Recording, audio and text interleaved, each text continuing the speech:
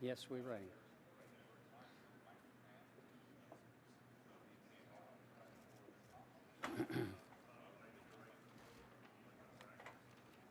Coach, this is your wallet. Let's get the signature.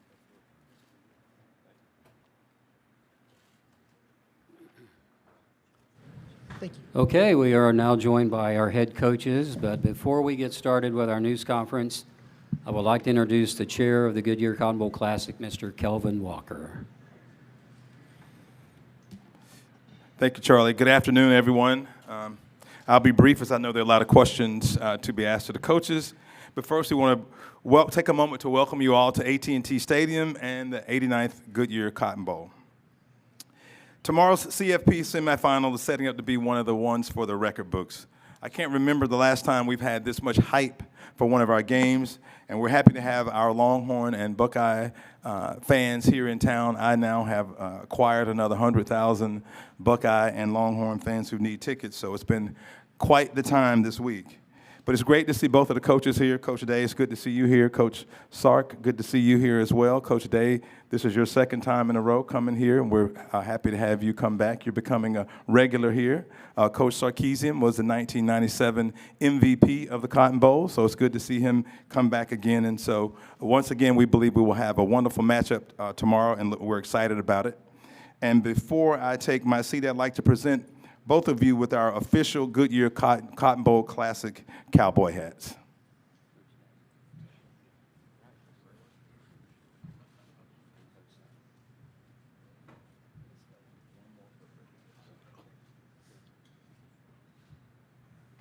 Thank you all for coming, and we'll proceed with the program. Okay, thank you, Kelvin. Appreciate that. Let's get going with our news conference. We want to say welcome to Coach Day and Coach Sarkisian, and thank you for taking time out of your last day of preparation to be with us. We will begin our news conference by asking our head coaches for an opening statement, and then we will move to the floor for questions. And we will start with Coach Sarkisian. Coach? Yeah, I'd like to begin with, first of all, with the recent tragic events in New Orleans and obviously what's happening in Los Angeles right now. Obviously, speaking on behalf of myself, Coach Day, both of our programs, our thoughts and prayers are with all those that have been affected by this. What is happening in Los Angeles right now is unfathomable. Being from Los Angeles, a lot of friends and family there that are affected. And so I just hope everybody out there can keep their thoughts and prayers with those, and obviously those in New Orleans with some of the tragic events that have occurred. As far as being here at the Cotton Bowl, it's an honor. Obviously, being at the University of Texas and the Cotton Bowl are synonymous with one another. I can't believe it's been over 20 years since the University of Texas has been in this game. So to be back, it's an honor. Obviously, being the semifinal game, I think it's a credit to our players and to our staff, the work that they've put in. 2 years in a row we've been in this place now, and it's been something that we were striving for when we first took over the program. And so year 3, year 4 to be back, it's definitely it's an honor, but it's also a credit, I think, to the people in our organization for the work that they've put in. That being said, we've got a great opponent.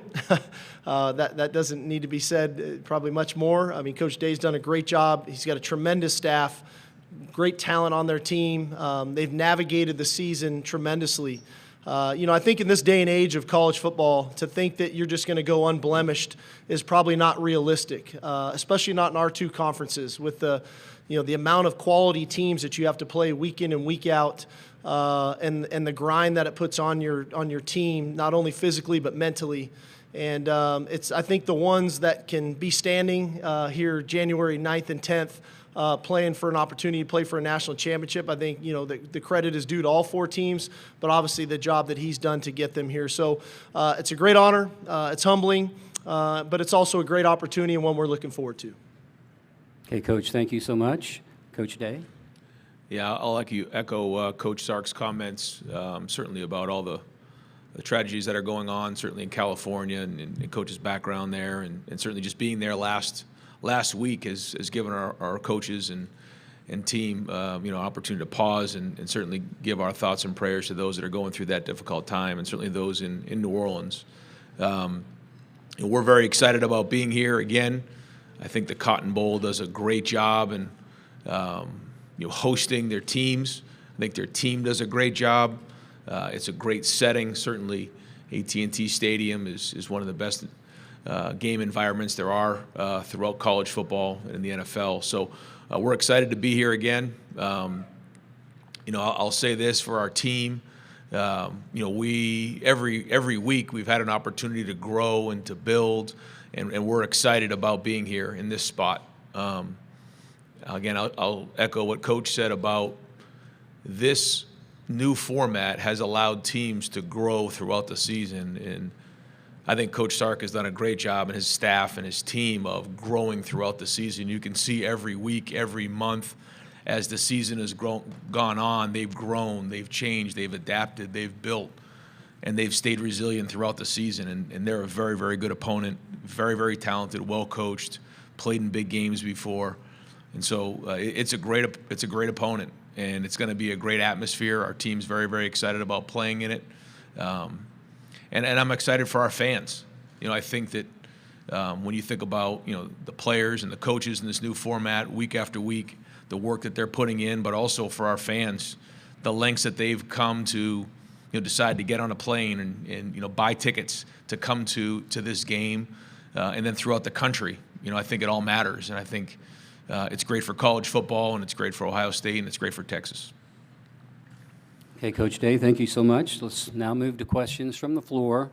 Remember, please raise your hand, and we already have a bunch up, and we will get a microphone. I think our first question should go here on the right, on the aisle, second row, okay? I've got Bill Rabinowitz from the Columbus Dispatch. A question for each coach. Ryan, you guys have had the fewest offensive snaps of any of the semifinalists. Chip Kelly said last night that was by design, I'm assuming, just to reduce the wear and tear. How much of a benefit do you think that is right now? And for Coach Sarkisian, you said in our Zoom thing last week that you were a massive underdog. Why do you think that? You want Coach Sark to go first? Yeah, sure. Okay. Well, the reason they have the least amount of snaps is because they're scoring so fast. There's so many big plays that are happening. But some joke in there, but some reality. They've been extremely explosive offensively. And I think a lot of times, in this format, now we're kind of in this NFL format model, it's not always about who was the best team for 12 games. It's who's playing the best football this time of the year. And I think we could all agree what Coach Day's done, their team, them coming out of that Michigan game and what they've been able to do since the playoffs have started has been tremendous. And that's a credit to Coach Day and his staff of regalvanizing that roster and getting them going. And I could probably poll everybody in this room, and you'd probably all agree they're the favorite to win the game. And that's okay, but that's football, that's sport. That's why we have to do what we do. So I'm not going to back off of what I said. The reality is the reality. Now we have to go perform. That's our responsibility as a football team to go perform. But they've earned that right because of the way they've played here the past couple weeks. Yeah, and I just feel like every week is a whole new week. And so, certainly the way that Texas won the game last week, there's momentum there. And I think it's important for all of us, if we have momentum, to keep it. If we don't, we have to go get it. But the truth is that nothing that Ohio State has done or Texas has done up until this week has anything to do with what's going to happen in this game. Zero. And, if you think any otherwise, then just go back a couple weeks and see where we were a couple weeks ago.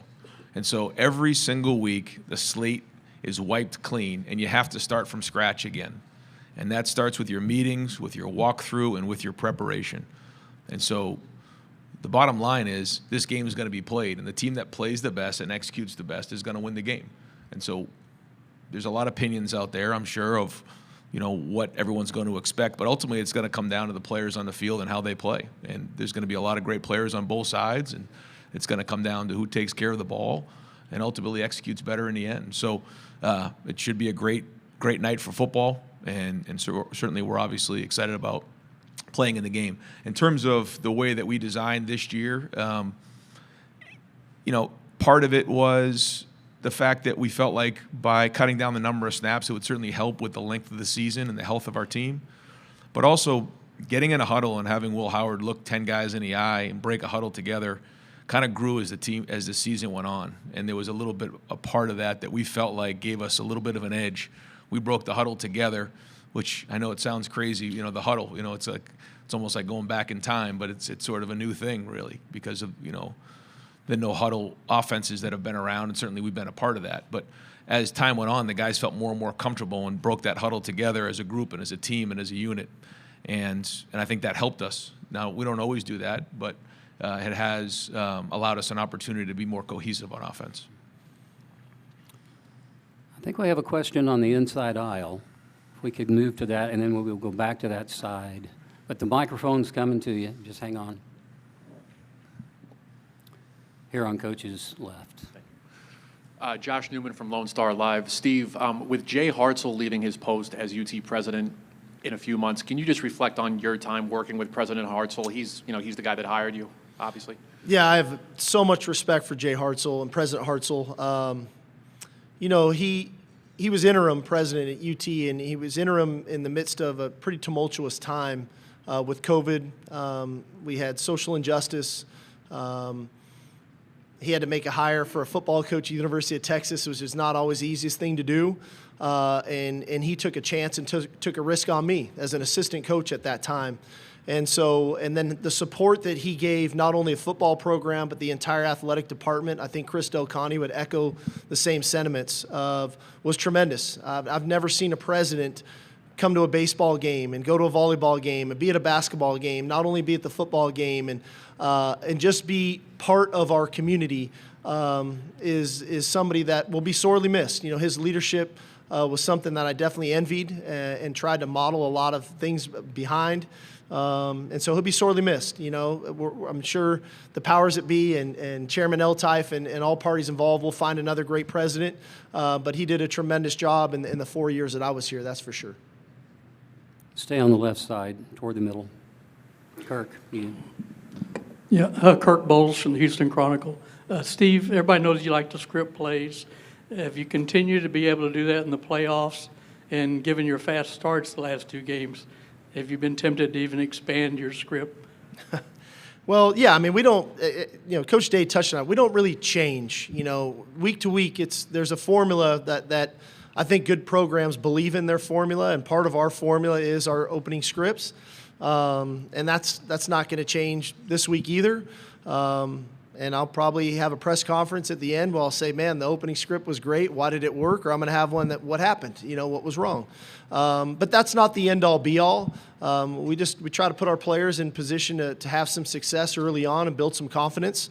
And again, that's been something I've done for quite some time. I'm probably not much different than most programs.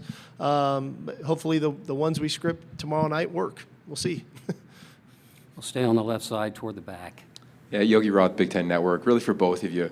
You got a huge job. You're the CEO. You're the face of the school. You're the head coach. Coach Sark, you're still calling plays. I'm curious what's that like in this era for you in your 16th game, and then for Coach Day, what it's been like this season having Coach Kelly and going from the play caller to now truly the head coach and the CEO and giving those duties away. Well, I think for me, Yogi, you were with me, years ago. That was a long time ago, by the way. I always felt like, when I got hired to do this job, I was the offensive coordinator at Alabama, and we were a pretty good offensive team. And we brought a lot of those same pieces from that staff over. Kyle Flood came, offensive line coach. Jeff Banks came, working with the tight ends. A.J. Milwee was our analyst. He's here coaching quarterbacks. So we all kind of came together. And the rhythm of which we operated, we just kind of continued. And we've kept that continuity. We've had a couple different receiver coaches. We've had 2 running back coaches, but that continuity. And so we've got a pretty good rhythm and routine throughout the week, which I've got a ton of trust in those guys from a preparation standpoint. And then the line of communication on game day for us is just, we've been doing it for so many years now. We're 6 years in of doing it together. Coach Flood and I were together with the Falcons 2 years before that. So we've been together for 8 years now. And so our line of communication is really pretty healthy and clean. I don't know if that day will come. I do know we keep getting more and more stuff put on our plate as head coaches that we have to deal with. But at the end of the day, there's something about that aspect of the game that I love, and as as long as I'm decent at it, I'll probably continue to do it. You're definitely decent at it, Coach. I'd say that. Jeez. I got so much respect for how Coach and his offense and staff and how, first off, they have tremendous amount of weapons, but the way that they come after you, they're very aggressive. And for years, I've always studied Steve's stuff and what he does on offense, and he and I have had conversations about things that we do, and so he's a tremendous offensive mind, and so a lot of respect there. I think for us, on offense, the first thing is, I love that part of it as well, but I felt like it was time for me to just spend a little bit more time of my thoughts and resources to, with the team, defense, special teams. I felt like late in the week, coming up in your mind with what to call on 4th and 3 on the left hash on the 21-yard line in the fourth quarter, like it consumes your mind, and I think that's what makes great play callers. But it allowed me to step away a little bit, and Chip's been a huge help there. But it's also everybody on that offensive side of the ball. Justin Fry, Brian Hartline, Keenan Bailey, Carlos Lachlan all do a wonderful job, and in our support staff as well. So it's a team effort. Here on the front row. Stefan Kreishin, Cleveland.com. For both coaches, we've seen a lot of marquee non-conference games get canceled throughout the country. You guys have maintained the game next year to open the season. Why do you think that's beneficial? And I know it's looking ahead, but how big can that game be for you guys? Well, I would say this. I just think it's great for our team. Now, with the way that this is set up, I think that you're allowed, a loss or two throughout the season to learn and to grow and to build as a team. Where in the past, if you were to lose a game like that, your whole season was ruined. And I think it's healthy. I think it's great for our players. I think it's great for the coaches, and I think it's great for the game. Yeah, I'd concur. I think one thing that's interesting when you look at these Final Four teams, none of the Final Four teams played an FCS opponent this year. And I think there's a reason you come to Texas. There's a reason you go to an Ohio State. There's a reason you go to a Notre Dame, a Penn State. It's you want to play in those games. And I think that, as much as, everybody's trying to stockpile wins, I think the players we recruit, they want to go against the best. They want to compete against the players that they went on multiple recruiting visits with, and they got to know a little bit or played in all-star games against. And so you can feel that energy, especially early in the season when you're coming out of the grind to training camp, when you've got a marquee game early in the season, that I think our players look forward to. But it also kind of shapes you for maybe where your deficiencies are, because they can get exposed in games like that you can get fixed throughout the season to get ready for a playoff run. Let's go in the back here on the right. Craig Way, Longhorn Radio Network. A question for Coach Day. I've heard your team described as, after the Michigan game, playing angry. Now, I've heard Sark say you want to play with emotion but not play emotional. But have you noticed an emotional uptick from your guys since the Michigan game? I think that this team plays for each other. And, all year I've been proud of our men, and they're men. They really are. I mean, there's a lot of guys on this team who played a lot of football, and they do play for each other. And that's one of the things that, I continue to talk to this team about is, one, you win, you move on, you get to play together for another week. And I think when they're playing at their best, they're playing for each other. And I think the second thing is there's great stories individually within this team and collectively as a team. But the only way that the story is told about your team is if you win. That's the reality. And so I think they realize that. I think it's a resilient group, and I think they know where they are right now. They know the opponent. I think we're focused on the opponent. But ultimately it comes down to our execution. And that's really what it is. And when we're executing well, then certainly there's a lot more emotion in the game. That's really what it is. And so we've all really focused on doing our job, coaches and players included. Let's go to the extreme left now, second row. Hi. Dennis Dodd, CBS Sports. For both coaches, nobody asked the Super Bowl champion where did they win their division or not. We already know that in this tournament, there's not going to be a conference champion. In the future, what will the impact be on league championships? Will they matter more? Is it just about getting in the tournament, or will it always be the same emphasis? You know, it's interesting. You know, I think time will tell what that looks like. I know for us, this was our first year in the Southeastern Conference, and we wanted as much or more than anything to try to capture that championship. And we got an opportunity to get into that game and went into overtime and didn't come out victorious. And then we regrouped and we got ready for this tournament, for this playoff. And so I don't know if they'll ever be diminished to the fact of, you know, that's always one of the goals, right? Especially when you're in the Southeastern Conference or the Big Ten. You know, there's so much history and tradition to these conferences that it means a ton. But I also know there's this other carrot that schools like us strive for as well. And so I hope they don't get diminished. I do think they're going to have to tweak and look at the format of how all of this thing shapes out. You know, part of it is, you know, we played a conference championship game and then played the first round of the playoffs. There's you know, Ohio State and Notre Dame didn't play the conference championship game and then played that first round. There were teams that played the conference championship game, then waited a month till their first round game. So where's some of the continuity to that, and what does that look like? But I do think, hey, from the first time out, you know, I don't think many of us are going to complain about this 12-team playoff. I can speak on behalf for us at DKR. Hosting that first-round game was electric. It was a tremendous atmosphere. Now playing in 2 bowl games, from the Peach Bowl to the Cotton Bowl, and is an amazing opportunity for our players. Is this the exact right formula? I don't know. You know, there's some other people that are going to have to look at this, but I think we're off to a good start. Yeah, I would agree, and I feel like the playoffs is great for college football. I think we're all looking to figure out how to make it better and what that means for the conference championship game. I think we all want to win the conference. That matters. But moving forward, how that looks, I think we're all trying to figure that out. You know, right now we're just trying to win these games right now and focus on what the task at hand. But I know that there's going to be a lot of conversation in the offseason about this very topic, and at that point, you know, we'll go to work on it. I believe we have a question here on the front row. Danny Davis, the Austin American Statesman. Steve, considering Bert's struggles, would you consider going to a different kicker? And if not, what do you need to do you and Jeff need to do to get him right?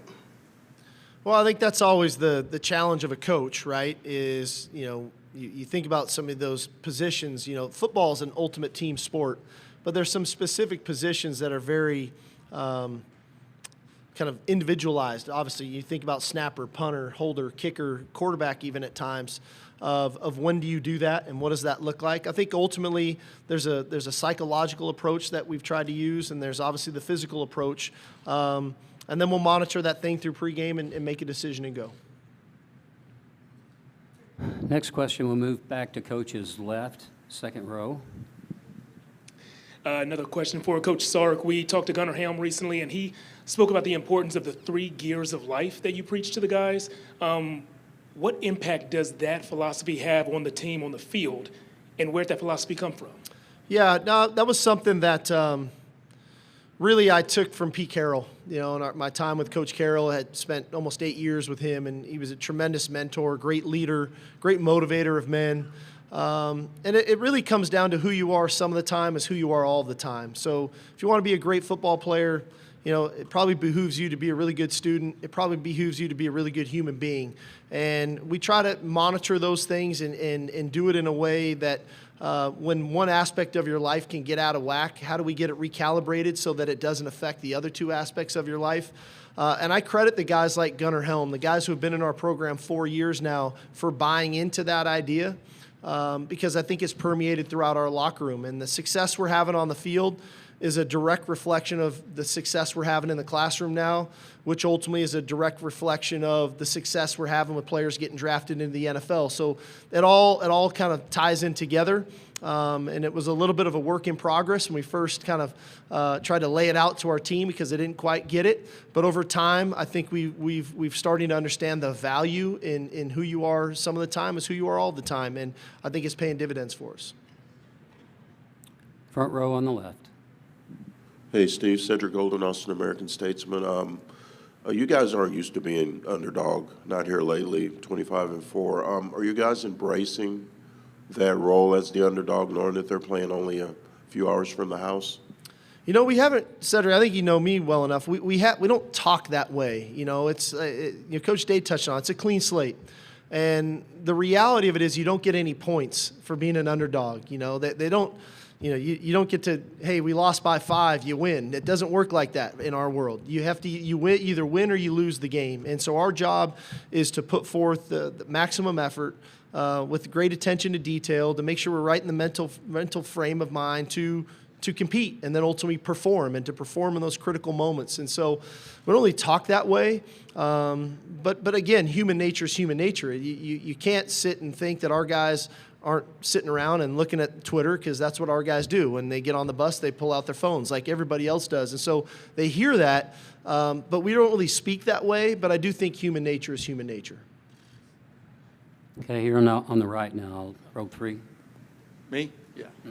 Tim May, Letterman Row. For both of you guys, Ryan, what Cody Simon has brought to this defense, especially the last half of the season, he's number 0, by the way, Coach. I know. I know. But what has he meant to this defense, the way he's played the last half of this season especially? Yeah, I think it's noteworthy that both Mike linebackers for both teams are both number 0 in this game. And I think that defenses start with the Mike linebacker, and I think Anthony Hill's a great linebacker and plays tremendously well and is very, very productive. But certainly Cody is the Block O award winner for us, and wearing the Block O means something a little different to us just because it resembles everything that means to be a Buckeye. And Cody Simon does everything right. It's the best way to describe him. And he's become a tremendous football player, the leader of our defense. He communicates the front and the back end. And we know that that's going to be very, very important in this game, because their offense does a great job of stretching you horizontally and vertically and making sure that they communicate well and make sure everyone's on the same page. And then tackling really well is going to be important in the game. Yeah, I think the thing that stands out to me is the versatility of Cody. And you think about his ability to stop the run. He's a tremendous tackler, but then you look up, he's got 7 sacks, his ability to get after the quarterback, and you can feel his presence. I think that's the sign of a great middle linebacker, is the presence that they possess on the field, and I think that it permeates throughout their defense, so he's a heck of a player. Okay, let's go in the back, right in front of the TV riser here on the right. Hi, Ryan, Travis Brown, KBTX. Coming upon a year with Ross Bjork joining the athletic program, what has that year been like working with him? I can't say enough about Ross in this first year, and the way that he first off took time this spring to work with Gene Smith, see how things are, learn, and then work his way into the role. And I thought that takes somebody who's very secure to be able to work hand in hand with somebody and learn. And I think it was very self-aware. And that way, when he took over, he was, so much further along than if he had just done it without doing that. And so then once he took over, especially for somebody who's been doing it for so long at a successful level, and Gene, he's doing it his own way. He's working very hard.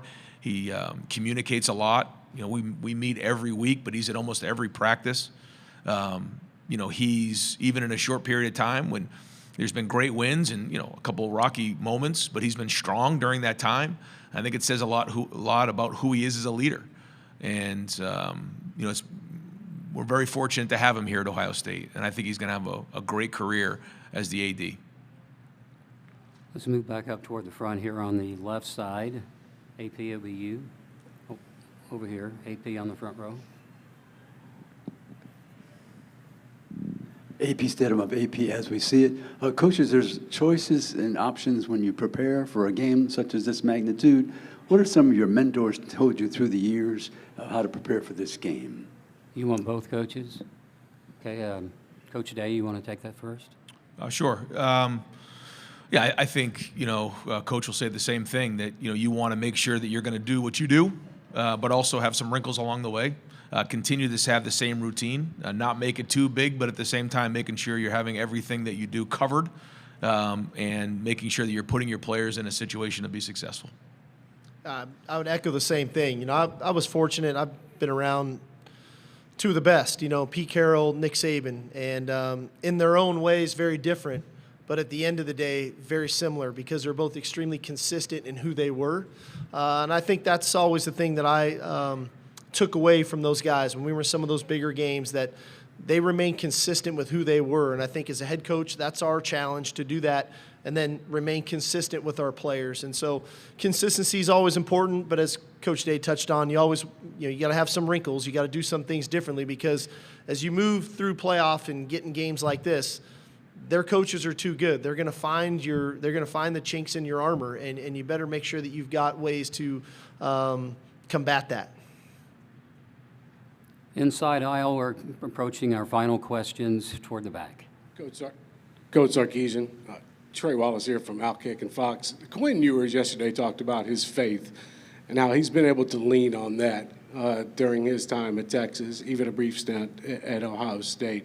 How have you seen his growth over the last 4 years, and what he's been to bring to the locker room, and then where he's at now as a person and as a player? Yeah, I'm very proud of Quinn. His journey has been unique to him. It's almost like he's the new era of college football. Here's a guy that goes to one school, transfers to another, and ends up playing that school in the semifinals, of just the portal and all that it entails. But it has not been an easy journey for him. There's been ups, there's been downs, there's been injuries, there's been great moments, there's been tough moments, there's been playing his best when his best was needed in critical moments. Last week was no different. But at the end of the day, he's always stayed true to who he is. The guy's been he's been a steady sea for us, and as much as the rocky waters could be around him, he remained very steady, very focused, very attentive to the details. His work ethic has been unmatched. And I've just been proud of him, because I think he's found a source for him that has been a motivating factor where he can play free and play loose and play confidently.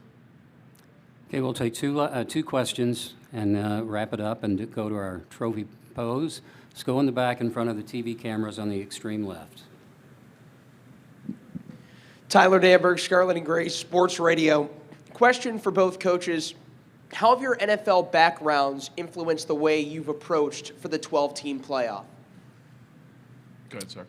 Coach Sark? I think, for me, I was in the NFL for 3 years, and I only made the playoffs one time. But what I do know is, never mind the playoffs, I think the length of the season. We opened the season August 31st. And both of us are trying to finish the season January 20th. And that's foreign territory for college student athletes. Normally, if you play good enough, you get about a 30-day or so break before a bowl game, and maybe a second game if it's a 14 playoff. But the consistency of which we have to keep our players focused on the task at hand, as much as it's been physically grueling, which it has been, especially for us, stepping into the Southeastern Conference was different. It was a different style of play. I think it was the mental grind that this format takes on. And so I think finding the time in the NFL, I think the NFL does a great job of allowing players a break when they find those breaks. And the victory Mondays in the NFL we hear all about, where they get Monday and Tuesday off and come back Wednesday. I think that's been important for us. This has been a really long season for us. And as much as, like I said, it's been physically grueling, I think the mental side of it, we've been in must-win situations since we lost to Georgia the first time. And we had to win out in the regular season to get back to the SEC championship game. And then now this playoff started, and it's win or go home. And so I think the mental side of it has been really important to us, that we find moments to take a break, to get a relief from football, so that when they come back, they're re-energized, refocused on the task at hand. Yeah, I agree. I feel that is exactly what it is. I feel like because of the length of this season and the fact that the bowl game is completely different, these playoff games, the Cotton Bowl experience is very, very different than it was last year even. You come in for a couple days and then you're back home. It's just like a road game. And these games come week after week after week. And so being consistent is very, very important. I feel like there were times in college football when, there were, these roller coaster of emotions, and just it was a little bit more highs and lows, where the consistency of the NFL, because the length of the season, is a little bit more noticeable. And I think that's probably what we're seeing now more than ever. And to Coach's point, it's, for young, these guys are not pros. They're not, in their middle to late 20s. These guys are still, in formidable years. And although they don't always look like it, they are. And so learning to play with this length of a season, there's a lot that comes with that. You got to learn to take care of your body, which takes great discipline. You have to start the game plan on a week-to-week basis over and over again and stay focused for an extended period of time, which takes discipline. And then the emotional, build up to a game like this. I mean, don't just walk into AT&T Stadium and play Texas in the Cotton Bowl without getting yourself ready, emotionally and spiritually. So all those things, force you to become very, very consistent in your approach and challenges your discipline. We will sneak in one last question right here on Coach's right. Joe Nugent, NBC4. This is a quick question for Sark before we get out of here. Do you have any update or anything you can share related to Cam Williams playing tomorrow? Yeah, Cam will play. That was an easy one, dude. It is. That was a quick one. I told you we'd sneak one last one in. With that. Okay, this completes our news conference, and as promised, we will ask our head coaches to pose with the Field Scoville Trophy. Remember, the method to our madness is Hammond Communications, and all the TV cameras will shoot first. When that's done, then we will invite our still cameras and other cameras to come forward. So let's go with the TV cameras.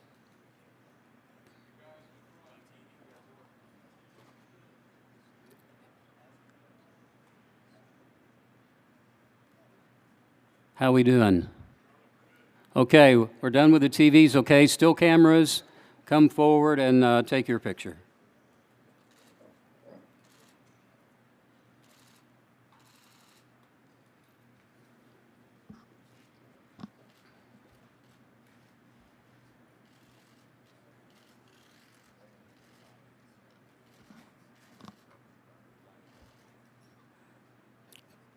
How are we doing with the still cameras and other cameras?